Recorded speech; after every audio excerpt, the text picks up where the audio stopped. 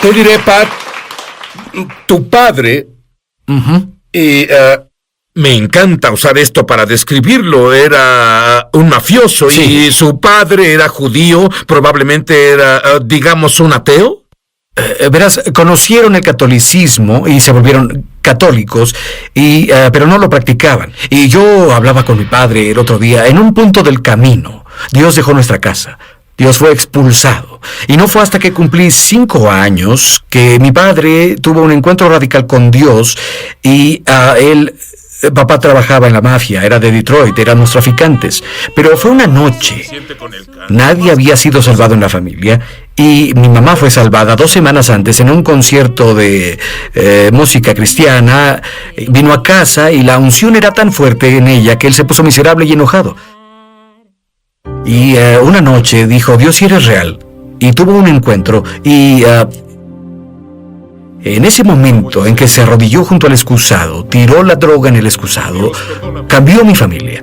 El linaje familiar cambió en ese exacto momento y desde entonces de la familia han salido 130 cristianos. En 3 meses dejó la mafia. En 5 meses estaba en la escuela bíblica y luego se llenó del espíritu que revuelve todo. Pero, ¿sabes? Al crecer, viste milagros, viste provisiones angelicales. Dime 2 rápidamente. Una vez, mis padres eran muy pobres. Mi padre nos mudamos a Alabama. Él era pastor de esas iglesias que digo que sirven para una cosa, hacer o romper al hombre de Dios. Todos tienen que pasar por eso. Pero éramos muy pobres y nos sentábamos a la mesa, sin nada en los platos, sin comida, y comenzaba a orar. Y él decía, Espíritu Santo, trae a alguien a la casa. Pero una noche, ellos, mamá y papá empacaron, vivimos en una vieja iglesia, ellos empacaron y fueron a una reunión por ahí. Mi hermana y yo estábamos en casa con mi hermano. Vivíamos sobre una carretera. No podías ver nada en 1 kilómetro, en ninguna dirección. Una vieja iglesia, puertas dobles, edificio viejo. Un hombre tocó a la puerta y dijo, está el amo de la casa. Supuse que hablaba de papá, aunque no lo llamábamos así. Y dijo, denle esto. Y cerramos la puerta. Era un sobre abierto. El hombre se veía como creo que Jesús tal vez se ve. Y había 7 billetes de $100 allí. Abrí la puerta y se había ido. Mis padres vinieron y estaban pastoreando en la iglesia. Vivíamos en una vieja iglesia, era muy pobre. Ellos oraron. Dios, necesitamos $700 para poder lograrlo. Cuando abrimos la puerta, él se había ido. Un ángel del Señor vino. Era un ángel. Una y otra vez tuvimos experiencias así. Pero de acuerdo con mis notas, a los 16, tú estabas lleno de religión. Te descarrilaste, ¿cierto? Bebías, tenías problemas con la ley, salías con unos amigos, haciendo nada bueno. Así es. ¿Y qué pasó contigo? Vi lo que muchas personas han visto. Y hay personas que nos ven ahora y deben entender, el Espíritu Santo va a invadir donde estás, sentirás el aliento de Dios en tu cara sentado ahí, sentirás la gloria de Dios. Debo avisarles, si te cortas, tus cicatrices probablemente sanarán. Hablaré de eso en un minuto. Pero seguido tengo encuentros con Dios, pero yo vi lo opuesto a los encuentros muchas veces en la religión, en la iglesia, y comencé a creer que no era real. Conducíamos por el camino una noche, un amigo y yo, y estuvimos bebiendo, 16 años, y conducíamos de bajada. El auto marcaba 150, incluso en mi estupor. Yo sentía la convicción, comencé a llorar y podía estar en un servicio y llorar ante Dios, como sea. Íbamos por el camino y si un auto vino contra nosotros y mi amigo estaba muy ebrio y él no era creyente y estábamos en el carril incorrecto y comencé a gritar, pásate al otro carril, al otro. Al momento que un auto vino directo hacia nosotros, grité, Jesús. Mi madre siempre decía cosas como, declaro la sangre de Jesús sobre ti, salíamos de la casa, era una locura. Mis amigos decían, ¿qué dijo? Yo decía, no, está bien. No te preocupes. Salía de la escuela y había grasa, no nos alcanzaba para el aceite de oliva, había manteca por todo el auto. Y mamá, pues, ella venía y lo ungía y decía, mamá, ¿qué haces? Y ella hacía, yo decía, arruinas la pintura. Ella decía, ¿estás vivo, no, hijo? Y nunca lo olvidaré, porque siempre nos ungía. Despertaba ungido con aceite, pero nunca olvidaré esa noche. El auto, cuando grité Jesús, el auto pasó a través de nosotros. Y mi amigo... Pero aguarda un segundo, estabas ebrio, tal vez no viste eso. Esa es la cosa. Fue tan real que nos pusimos sobrios. Me salí del camino y fue 2 semanas después que el Señor me susurró: si no me das tu corazón a mí, si no clamas a mí, tu tiempo será limitado. Y supe, porque en Romanos 1 dice, Él te entregará a ti mismo. Supe que me llamaba, supe y tuve encuentros. Y supe que fui llamado al ministerio. La mejor forma de saber si lo fuiste es despertarte pensando en eso, dormirte pensando en eso, y todo lo que te pasa es un gran ejemplo para sermones. Si eso te pasa, eres llamado. Nunca lo olvidaré, porque me salí del camino y mi amigo lloraba. Y él dijo: ¿viste lo que pasó? Y dije: creo que ese auto nos atravesó. Y 2 semanas después, salía de la cama una noche y dije: Dios, porque vi a mi padre orar así muchas veces, si eres real, y comparto esto por todo el mundo con adolescentes y adultos, si eres real, necesito que lo pruebes. Y me arrodillé, porque así es como vi a mi padre orar. Y no sé si estaba dormido o fue una visión, pero él entró a mi cuarto y fui tan lastimado por la iglesia. Había visto tantas cosas. Las personas a ovejas muerdan. Y nunca lo olvidaré, porque de pronto Dios entró a mi cuarto y yo dije: si eres real, necesito que vengas aquí o nunca te serviré. Había planeado ir a la Academia de la Fuerza Aérea y todas esas tonterías. Y el Señor entró y Él dijo: hijo. Lo primero que me dijo fue: quiero que me sigas. Pero me dijo: siento que mi novia te haya herido. Y estaba sobre el suelo llorando y le di mi corazón. Instantáneamente me llenó con el Espíritu Santo, comencé a orar en otras lenguas y esa fue una revolución radical. A los 17 años, un año después, era pastor de jóvenes. Muy bien, quiero que no olvides eso, porque después de darle su corazón a Dios, comenzó a oír palabras, una en particular que está en la Biblia, la palabra remanente. Hablaremos de eso cuando volvamos.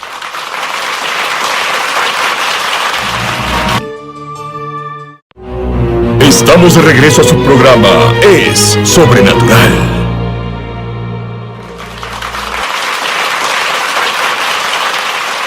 Y Pat Schatzline oye una palabra que cambia su vida para siempre. Dime sobre ese momento. Sí, salí a correr un día y siempre digo que cuando corro lo hago por 3 metros y me siento y descanso y así no me excedo y estoy ahí adorando al Señor. Y soy un loco cuando adoro y pasó y me dio una palabra profética. Estoy afuera adorando al Señor. Y debes entender, durante los últimos 4 años tuve una época de transformación después de viajar 3 millones de kilómetros alrededor del mundo hablando a jóvenes, estudiantes y adultos. Dios comenzó a hacer una dramática transformación en mí proféticamente. Y estaba adorando al Señor una mañana, estaba en Dallas, y de pronto Él dijo: Pat, busca un remanente. Corrí de vuelta al hotel y saqué mi computadora solo porque oí la palabra remanente, pero no la entendía. Sé que solía colocar alfombras en la preparatoria y universidad, y me decían: tira los remanentes, porque los remanentes son pedazos que no encajan. Y busqué la palabra remanente en el diccionario y significa lo que sobra. Significa un harapo. Y dije: bien, Señor, estás hablándome. Y Él dijo: hijo, voy a levantar un remanente que sacudirá a las naciones, que en las horas más oscuras defienda la verdad. La palabra en hebreo y en griego literalmente significa lo que queda después de que un grupo ha sido destruido o un grupo ha seguido la apostasía. Vivimos en tiempos donde las personas persiguen una falsa gracia. Las personas distorsionan la Biblia porque creen que la cultura puede cambiar la palabra.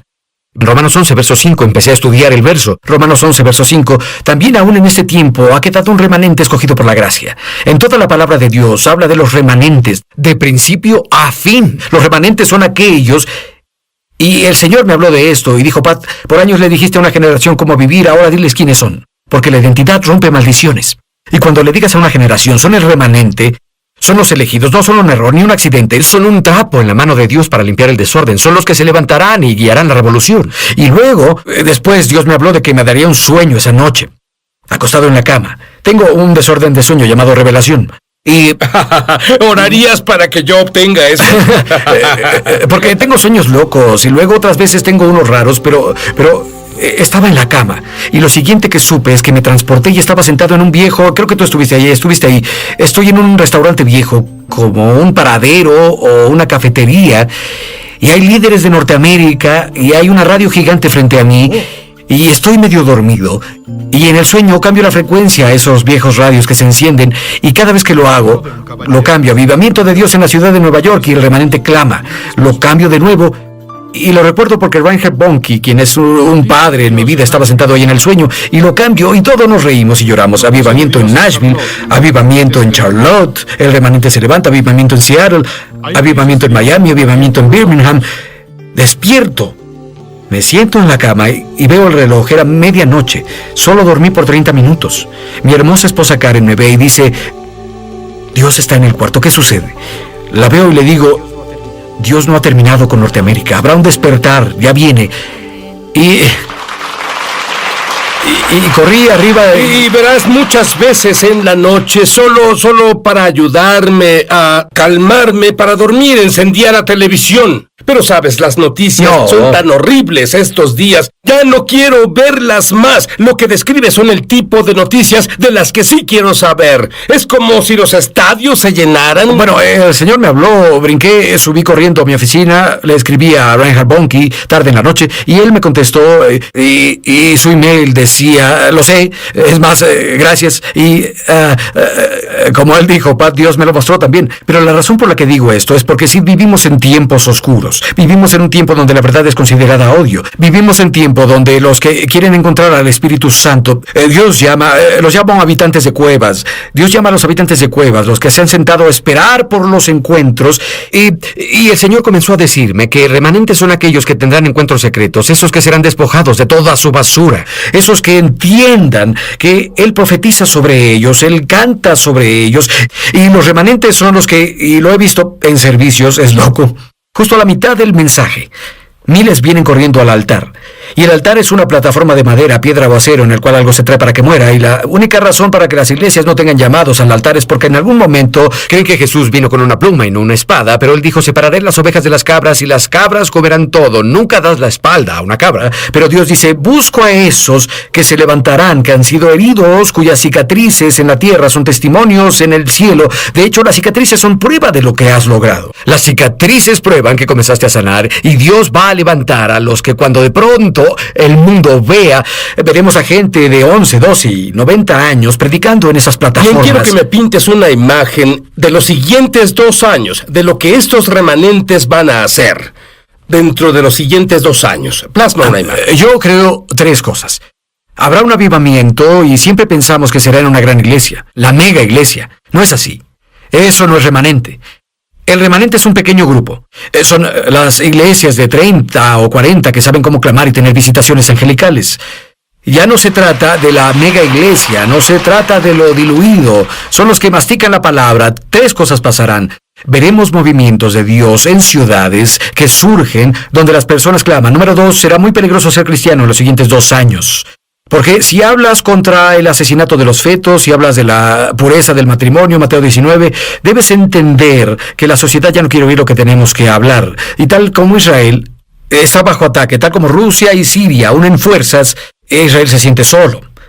Honestamente, creo que el Señor me dio una visión de esto. Estos tanques llenarán las calles de Norteamérica y creo que en los siguientes 2 años veremos una caída de la economía. Pero el remanente se levantará. Oye, todos quieren avivamiento, pero no quieren pagar el precio. El avivamiento sucede cuando Dios se cansa de ser mal representado. Él se presenta. Yo creo que oíste, de acuerdo con mis notas, tuviste 34 proclamaciones del cielo. Sí. Y quiero que proclames esto sobre el remanente cuando volvamos. No te vayas. Ya volvemos a su programa. Y cuando hablas sobre amor, algo pasa. Tú no sabías qué pasaría. Dime sobre la primera vez que las personas se cortaban. Personas que se cortan solas, porque es el único dolor en su vida que pueden controlar. Dime qué pasó a los que se cortan en esa reunión cuando compartía sobre el amor. Hace 4 años compartí un mensaje llamado ¿Por qué Dios está molesto conmigo? El concepto es: no está molesto contigo, está enamorado de ti.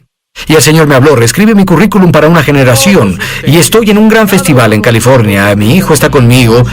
Y de pronto estoy ahí predicando. Y hay miles y miles. Y termino de hablar y Dios se mueve. Las personas sanaron, fueron salvadas radicalmente. Verás, la Biblia dice en Juan 14, verso 18: no los dejaré huérfanos. Y dice: volveré a ustedes. La Biblia dice en Romanos capítulo 8 que no tenemos espíritu de esclavitud, sino que recibimos el espíritu de hijo o hija por el cual podemos clamar papi o Jesús. Hay una razón por la que comparto esto, es porque al compartir por qué Dios está molesto conmigo, es sobre personas que piensan que la razón por la que está molesto es porque no lo entienden como padre, debido a que ven a su padre terrenal y están heridos. Pero de pronto mi hijo viene por mí, estoy en el tráiler y había terminado de hablar, viajé toda la noche hasta Monterrey. Y mi hijo viene y dice, papá, debes venir afuera. Le digo, Nate, yo voy a ir al hotel a descansar, tengo que hablar de nuevo en la noche. Él dijo, papá, ven afuera. Y salí y había una línea de chicos con sus pastores de jóvenes y me mostraban sus brazos así, fue una locura. Dije, ¿qué, Nate? Él dijo, papá, ellos se cortan. Y a la mitad de tu sermón, sus cicatrices desaparecieron. Descubrí que Dios habla cuando estás más cansado, porque es cuando prueba que lo hizo Él. Y comenzó a pasar una y otra vez. Pastores de jóvenes llorando. La encontré cortándose esta mañana y aún hay sangre ahí, pero no hay cicatriz. Y es la primera vez que pasó. Y se manifestó una y otra vez después de eso. Una cicatriz es prueba del 80% de sanación. Cuando tienes una, estás 80% sanado. Pero el Señor me habló y dijo, hijo, cuando entro en alguien con amor, no solo puedo sanar el interior, transformo el exterior. Y en noviembre... El pasado noviembre, hablando frente a miles en Indianápolis, al terminar de hablar, Dios se mueve poderosamente. Fui para atrás y esta hermosa niña de cabello rubio y corrió hacia mí. Me dijo, ¿puedo hablar contigo? Ella tenía 16 años, dije, seguro. Y ella dijo, tú no lo entiendes. Dijo, fui violada por mi padre, violada por mi padrastro y violada por mi novio. Y yo solo la veía. Y ella dijo, pero cuando estabas predicando, quité todas las curitas y mis cicatrices desaparecieron. Ella dijo, Dios me sanó. Y lo que creo con todo el corazón es que el enemigo hace todo para poder destruir a una generación. 25% mueren por aborto. El resto está confundido, porque la cultura miente a esa generación, por la cultura, las palabras, las experiencias, y pueden remoldear su identidad y robar la identidad de Dios en ellos, y luego comienza a manipularlos para cortarlos y destruir sus cuerpos. Pero lo que veo en el corazón del Padre es que Él llama... En algunos servicios les pido que dancen con el Señor. Niñitas danzan con Dios y jóvenes, porque tenemos un 34% de esta generación que crecieron sin un padre, 72% en barrios bajos. Cuando decimos adoren al Padre Celestial, dicen, ¿qué es eso? Pero sí, el remanente, a quien Dios levanta, no importa dónde fueron criados. Lo que importa es quién los ha llamado. Y cómo los tomará, y moldeará, y formará. Y yo creo en Dios porque... Puedes comenzar ahora. Bien. Proclama algunas de las afirmaciones que Dios te dijo que proclamaras sobre las personas ahora. El remanente consiste en los fracasados, huérfanos, los guerreros cuya herencia es del Salvador herido, y me dio estos 34, así que debo tener cuidado. El remanente sabe no parar cuando quieran, porque Jesús no lo hizo. El remanente entiende que tiene el poder y la autoridad de cambiar la cultura, y la cultura no los controla. ¿Quién es remanente? Los que Dios está levantando. Tú eres remanente si estás viendo esto. Tienes que entender que no eres un accidente, no eres inútil, eres alguien a quien Dios ha elegido. El remanente entiende que no necesita el escenario, necesita un lugar donde encontrarse con el Salvador. Eres...